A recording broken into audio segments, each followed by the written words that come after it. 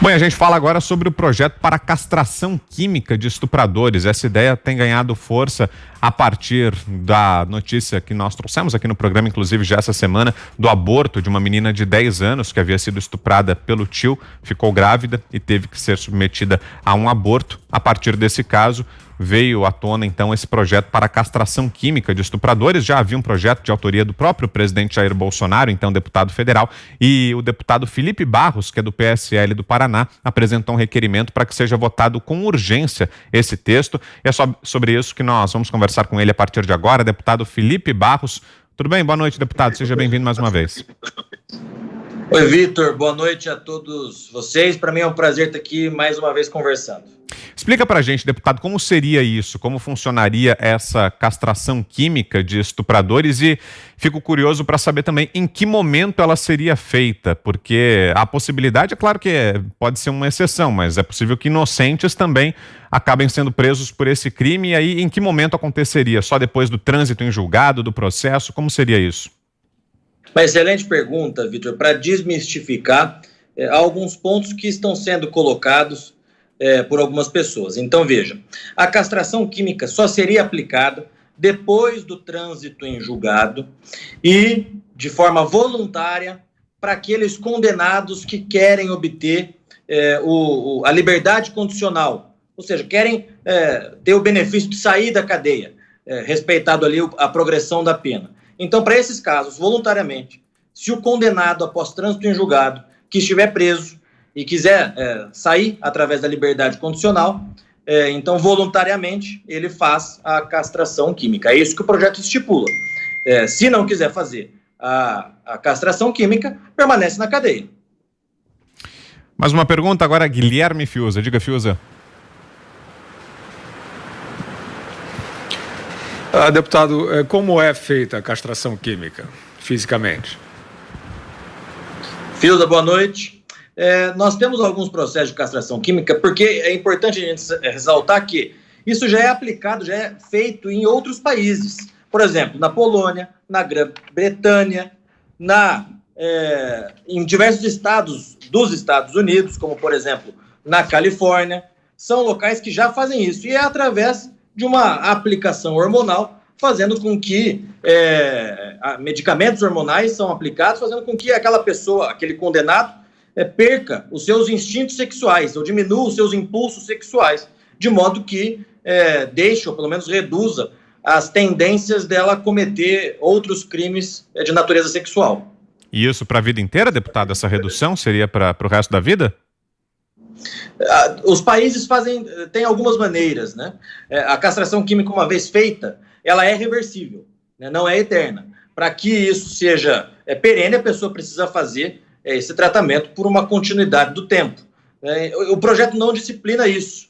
No meu entender, isso tem que ser feito enquanto durar a pena, o que é compreensível dentro do nosso ordenamento jurídico. Então, enquanto durar a pena, se a pessoa for liberta através da liberdade condicional, tem que ser feita a castração química. Próxima pergunta é de Augusto Nunes. Deputado, me chamou a atenção, e é bom que a gente chame a atenção de quem está nos acompanhando, esse detalhe que o senhor explicou, é só depois, isso aí só pode ser aplicado depois do trânsito em julgado do processo, que depois que pode ser condenado em primeira instância, segunda instância, então tem que esperar o trânsito em julgado, e é voluntário. A pessoa tem que concordar, é isso? Exatamente isso. Países boa é assim noite. Também? É assim também boa noite, nos outros países? Boa noite, Augusto. Exatamente isso. Então, em primeiro lugar, é voluntário. É feito para aquelas pessoas que foram condenadas. Depois do trânsito em julgado, essas pessoas vão presas. Portanto, para as pessoas presas, condenadas em trânsito em julgado, que quiserem obter o benefício da liberdade condicional, para essas pessoas, se elas quiserem obter esse benefício, elas precisam fazer a castração química. Aquelas que não quiserem, continuarão cumprindo a sua pena dentro do regime fechado. Portanto, é algo voluntário, feito para aquelas pessoas, depois do devido processo legal, forem condenadas em trânsito em julgado pelos crimes sexuais.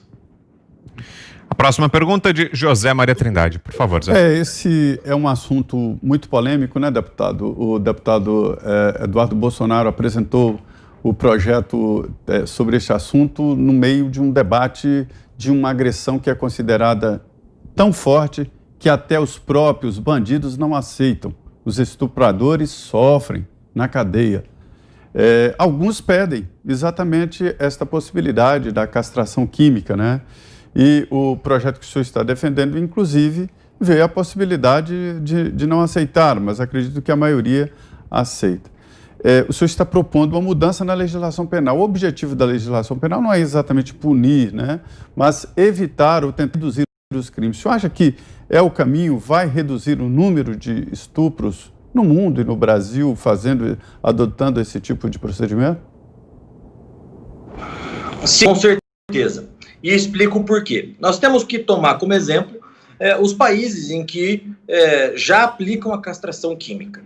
Se nós pegarmos esses países que eu citei há pouco, por exemplo, a Polônia, a Grã-Bretanha e estados dos Estados Unidos, nós temos a estatística que inclusive está na justificativa do projeto de lei de autoria do deputado Eduardo Bolsonaro, que eu fiz o requerimento para que seja votado em regime de urgência, que a reincidência desses crimes de 75% caiu para 2%.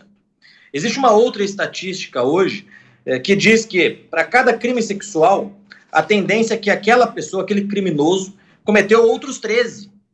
Então, a tendência é justamente diminuir essa reincidência do criminoso. Isso não sou eu que estou falando, são as próprias estatísticas dos locais que já aplicam esse tipo.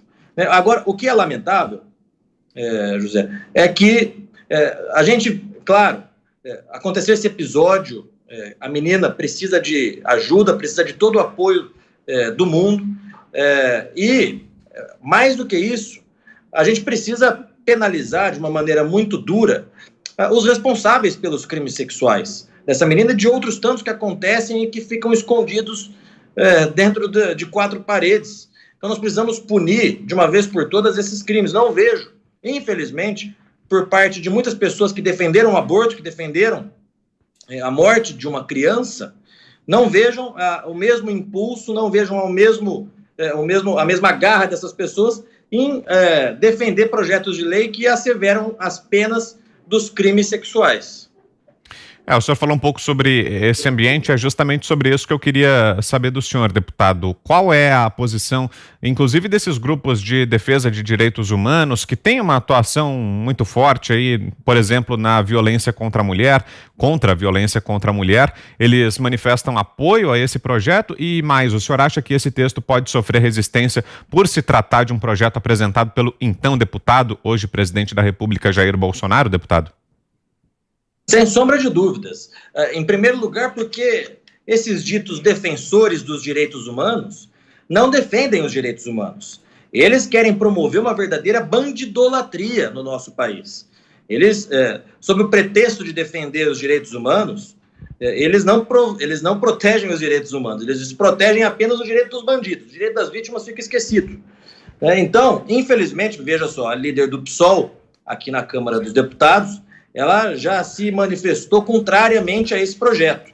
Claro, em primeiro lugar, por ser de autoria do então deputado Jair Bolsonaro, hoje quem assina esse projeto é o deputado Eduardo Bolsonaro, e também é porque, ideologicamente falando, esses deputadas da esquerda, vejam só, ela diz que nós precisamos, para evitar esses casos, estimular a educação sexual nas escolas.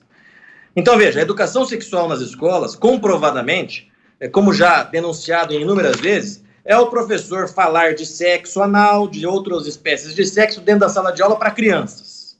Eu mesmo denunciei um caso na minha cidade em que uma professora passou um filme pornográfico dentro da sala de aula. Então, isso para eles é educação sexual. Na prática, é a erotização das crianças.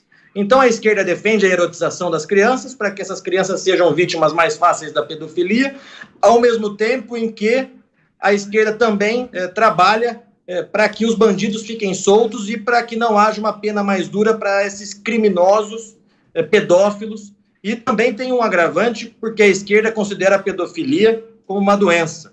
Já estão dizendo e a gente não pode se iludir, porque já já eles vão vir com essa desculpa, de que nós não podemos prender, que nós temos que tratar porque isso é uma doença. Então nós vivemos numa insanidade total, enquanto isso, inúmeras meninas e meninos estão sendo estuprados, vítimas de pedofilias Brasil afora. E para fechar mais uma pergunta, Guilherme Fiuza, por favor, Fiuza. Deputado, mas então, com as dificuldades que o senhor vê de aprovação, o projeto está sendo proposto mais para levantar o debate ou o senhor acha que há condições aí de caminhar para a aprovação desse projeto? Eu acho que há condições, Fiuza. Nós precisamos de 171 assinaturas para que esse projeto entre na pauta e seja votado. E hoje eu estou em Brasília, vim essa semana também para isso, tenho conversado com vários deputados e pedido para esses deputados assinarem esse nosso requerimento de urgência para que esse projeto entre na pauta. Eu estou confiante, eu acredito que grande parte dos deputados aqui da Câmara estão sensibilizados com essa matéria. Claro, nós teremos resistência do pessoal da esquerda, que é natural, a gente sabe o que eles defendem. Agora, os outros deputados estão aceitando votar e discutir essa matéria, então eu estou confiante de que a gente consiga colocar esse projeto em pauta. Muito bem, agradeço aqui então ao deputado federal Felipe Barros, do PSL do Paraná, esteve conosco aqui mais uma vez em Os Pingos nos Is. Obrigado pela entrevista, deputado, e boa noite. Obrigado, Vitor, Fiuza, Augusto, José Maria, para mim é um prazer sempre estar aqui com vocês. Boa semana. Obrigado, igualmente.